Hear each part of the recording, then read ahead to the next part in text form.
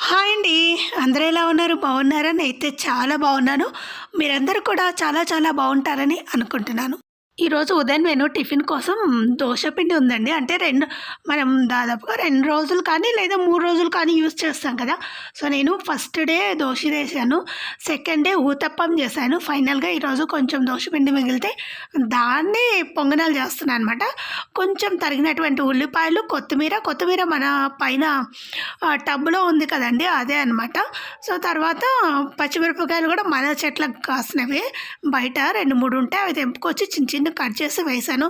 అవి చాలా కారం ఉంటాయి. అవి సీమిరపకాయలనమాట. తర్వాత కొంచెం శనగపప్పు ఉంటుంది కదా! దాన్ని కొంచెం నీళ్ళలో ఉడకపెట్టి అంటే 3/4 ఉడకపెట్టాను. టోటల్‌గా ఉడకపెట్టలేదు. సో, 3/4 ఉడకపెట్టిన తర్వాత కొన్ని నీళ్ళు అలాగే ఉంటాయి కదా! అవి కూడా దోస పిండిలో వేశాను. దోస పిండి కంటే లైట్‌గా లూజ్‌గా ఉండాలండి. మరీ అంటే గట్టిగా ఉంటే గూడా అవి సరిగ్గా రావు పిండి. సో, అందుకని దోస పిండి కంటే కాస్త లూజ్‌గా ఉంటే సరిపోతుంది. కాస్త రుచికి తగినంత ఉప్పు కూడా వేసి కలుపుకున్న తర్వాత పొంగనాల పళ్ళెం పెట్టుకొని దానిపైన కొంచెం నూనె అంటే ఫస్ట్ వేసేటప్పుడు అతుక్కపోతాయనమాట. సో, అందుకని అతుక్కపోకుండా ఫస్ట్ వేసేటప్పుడు కొంచెం నూనె ఏసుకొని తర్వాత పొంగనాల పిండి వేసేసుకొని కాసేపు అంటే ఫస్ట్ హైలో పెడతాం కదా మనము. తర్వాత ప్లేట్ మూసిన తర్వాత కొంచెం సిమ్‌లో పెడితే సరిపోతుందనమాట. సో, మరీ సిమ్‌లో కాకుండా మరీ మీడియంగా పెడితే సరిపోతుంది. కింద కూడా ఒక ప్లేట్ పెట్టాను చూసారా? కింద సిల్వర్ ప్లేట్ పెట్టాను. ఎందుకంటే డైరెక్ట్ టెంపరేచర్‌లో పెడితే ఇవి బాగా త్వరగా మాడిపోతాయి. సో, గోల్డెన్ బ్రౌన్ రావు. సో, త్వరగా అయిపోతాయనమాట. అవి కూడా సగం ఉడికి సగం ఉడకకుండా ఉంటాయి. కింద ప్లేట్ వచ్చేసి ఏంటి అంటే సిల్వర్ ప్లేటు. సో, పాతది ఎప్పుడో మన ఇంట్లో ఉంటుంది కదా! రైస్ కుక్కర్‌కి ఇస్తారు కదా! కింద అంటే గిన్నెలో కింద పెట్టడానికి ఇస్తారు కదా! సో, అదే అనమాట. ఆ ప్లేట్ అలాగే పెట్టుకొని దాని కింద పెట్టి నేను పైన పొంగనాల పెన్నం పెట్టి అప్పుడు వేస్తూ ఉంటాను. అప్పుడు బాగా వస్తాయి. లేదనుకోండి మీ ఇంట్లో ఏదైనా పనికిరానిది ఉంటుంది కదా! సిల్వర్ మూత అది యూజ్ చేసుకున్నా బాగుంటుంది. లేదు అనుకోండి మీ ఇంట్లో పాత పడిపోయిన పెన్నం ఎందుకు పనికిరాని పెన్నం ఉంటుంది చూడండి. అది కూడా పెట్టి యూజ్ చేసుకోవచ్చనమాట. ఎందుకంటే డైరెక్ట్ పెట్టడం కంటే ఇలా చేస్తేనే పొంగనాలు బాగా ఉడికి బాగా వస్తాయి. నూనె కూడా చూసి వేసుకోవాలి. తర్వాత ఫస్ట్ టైమ్ అయితే కొంచెం ఎక్కువనే పడుతుందని. తర్వాత అవి స్లోగా తక్కువ నూనె పడుతుంది. ఫస్ట్ వేసినప్పుడు మాత్రమే ఎక్కువ నూనె పడుతుందనమాట. చూడండి పొంగనాలు ఇవంటే మా పిల్లలకి చాలా చాలా ఇష్టము. సో, ఊతప్పం ఇష్టపడరనమాట. దోస ఇష్టంగా తింటారు. అలాగే పొంగనాలు ఇష్టంగా తింటారు. ఊతప్పం మాత్రం తినరు. సో, అది మా వారికి మాత్రం ఇష్టం ఊతప్పం. నాకు కూడా అస్సలు ఇష్టం ఉండదు. సో, ఇంట్లో అంతే ఒకరికి ఇష్టం ఉంటుంది. ఇంకొకరికి ఇష్టం ఉండదు. ఇంకొకరికి ఇష్టం ఉంది. ఇంకొకరికి ఇష్టం ఉండదనమాట. అలా చేస్తూ ఉంటారనమాట. టిఫిన్‌లోకి వచ్చేసి ఈరోజు వేరుశనగ గుళ్ళు అలాగే కొంచెం కొబ్బరి ఉంటుంది కదా! ఆ కొబ్బరి లైట్‌గా ఫ్రై చేసి మిక్సీలోకి వేసాను అంతే. అంటే ఎర్రకారం వేసాననమాట. అంటే ఎండుకారం వేసాను. ఉప్పేసి కొంచెం జీలకర్ర వేసి మిక్సీ పట్టేసి పెట్టాను. తర్వాత చూడండి ఎంత బాగొచ్చాయో సూపర్‌గా ఉంటాయి ఇవి. ఈ పని చేస్తున్నారు గదా! సో, ఇది భోగికి ముందు రోజనమాట. అది కూడా మన చిన్న గేట్ ఉంది గదా! చిన్న గేట్‌కు ముందు మొత్తం అంటే డ్రైనేజ్ కోసం పైప్ లైన్ తవ్వారు. డ్రైనేజ్ కోసం అలాగే ఇంట్లో పైప్ లైన్ ఉంటుంది కదా! అదే మంచినీళ్ళ వాటర్. సో, దానికోసం కూడా తవ్వారు.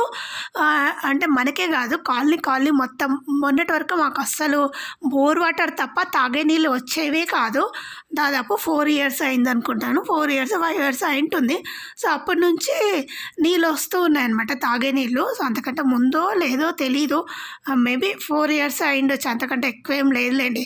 దాదాపు చాలా సంవత్సరాలు మేము బాగా సఫర్ అయ్యాం వాటర్ కూడా. ఇప్పుడు కూడా సరిపోతాయంటే ఏం సరిపోవు అవి.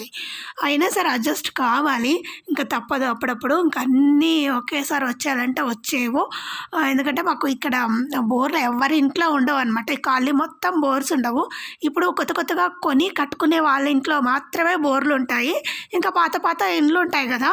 అంటే చాలా సంవత్సరాల క్రితం కొన్నటువంటి వాళ్ళ ఇంట్లో మాత్రం ఉండవనమాట. ఇక్కడ మా వారే కలిపి వేస్తున్నారండి ఇవంతా బేస్మెంటు. ఎందుకంటే ముగ్గు వేయడానికి రావట్లేదు. పైగా అవన్నీ పందికొక్కులన్నీ వచ్చి అక్కడ తవ్వి ఆ దారి గుంట లోపలికొచ్చి అదంతా డ్రైనేజ్ సిస్టమ్‌నంతా పాడు చేసేస్తున్నాయి. సో, అది కాకుండా రేపు పండగకి కూడా ముగ్గేయాలి గదా! దానికోసం గూడా నేను కొంచెం సిమెంటు మన అక్కడ పొలం దగ్గర ఇల్లు కడుతున్నారు కదా! అక్కడి నుంచి సిమెంటు, కాస్త కంకర, ఇసుక తీసుకొనొచ్చారనమాట.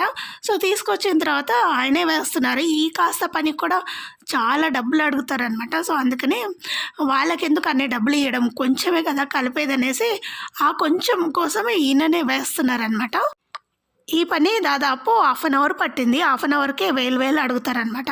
సో, అది కాకుండా ఇంకెందుకు అంత ఖర్చు పెట్టడమని ఈయనే వేస్తున్నారు. చూడండి కొంచెమే, సో, ఎక్కువ ఏం కాదు. ఇంకా మొత్తం వేయాలంటే ఇంకా పనులు జరుగుతున్నాయనమాట కాలనీలో. మనం అంత ముందు వరకు వేసినా సరే అది పీకేస్తారు.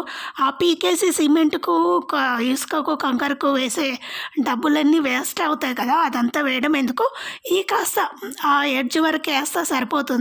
తర్వాత ఒకవేళ ఆ పని అయిపోయిన తర్వాత మళ్ళీ మనమే వేసుకోవచ్చు అన్న ఉద్దేశంతో ఆ కాస్తనే వేస్తున్నారు. ఇటు పక్కంతా ఉంది కదా, అటు పక్కంతా కూడా వెయ్యాలి. అటు పక్కంతా మనదే. కాకపోతే ఇంకా పనులు జరుగుతూ ఉన్నాయన్నమాట. సో, ఆ పనులు అయిన తర్వాత రోడ్ వేసిన తర్వాత వేద్దాము, అది కూడా కంప్లీట్ చేద్దామని ఈ కాస్తని ఇప్పటికి వేసేస్తున్నారనమాట. ముగ్గు వేయాలంటే ఈ కాస్త సరిపోదండి. అటుపక్క కూడా గుంతలు ఉంటాయి. అందుకని తెచ్చి చాలా రోజులే అయింది. ఇసుక, కంకర అవన్నీ. సిమెంట్ మాత్రం కూడా తెచ్చి చాలా రోజులే అయింది. అయినా సరే ఇంకా ఎందుకులే అనుకుంటే అది పెండింగ్ పడుతూ ఇంకా పండగ రేపే కదా అని రేపు భోగి ఉంటే ఈరోజు సాయంకాలం వేశారనమాట ఇదంతా మా వారు. వేసింది కొంచెమైనా సరే చాలా ఎక్కువ పని ఉంటుందండి దీనికి. నేను ఈ వీడియోస్ అన్నీ చాలా లేట్‌గా పెడుతున్నానండి. ఎందుకంటే నేను ఊరెళ్ళాల్సొచ్చింది. అనుకోని ప్రయాణం అనమాట. సో, ముందే ఫోన్ చేసి చెప్పారు మా అన్న రమ్మని. కాకపోతే నేను ఎవరు అడిగినా ఎవ్వరు రామన్నారు. మా చిన్న కూతురు రామంది, పెద్ద కూతురు అసలే రానంది. ఎందుకు రానన్నారు అంటే కారణం ఉందండి. ఎందుకంటే మామూలుగా మేమైతే అందరం కలిసిపోతే కార్‌లో పోతాము. అది బస్‌లో ఎక్కిపోవాలంటే మాత్రం వాళ్ళకి అస్సలు ఇష్టం ఉండదు. ఎందుకు అంటే చాలా లాంగ్ అనమాట. సో, 2, 3 బస్సులు ఎక్కాలి. సో, దానివల్ల వాళ్ళకు రిస్క్. సో, మా ఇంటి నుంచి బస్ స్టాండ్ వరకు 2 బస్సులు ఎక్కాలి. సో, మా ఇంటి నుంచి దాదాపు రైల్వే స్టేషన్ వరకు ఒక బస్సు. ఆ రైల్వే స్టేషన్ నుంచి మళ్ళీ ఇంకో పెద్ద బస్ స్టాండ్‌కి పోవడానికి ఒక బస్సు, 2 అయినాయా. అది కాకుండా మళ్ళీ అక్కడి నుంచి కర్నూలుకి పోవడానికి ఒక బస్సు, 3 అయినాయా. అక్కడి నుంచి కర్నూలు నుంచి ఇంకా మా అన్న వాళ్ళ ఊరు పోవడానికి ఇంకో బస్సు, 4 బస్సులు.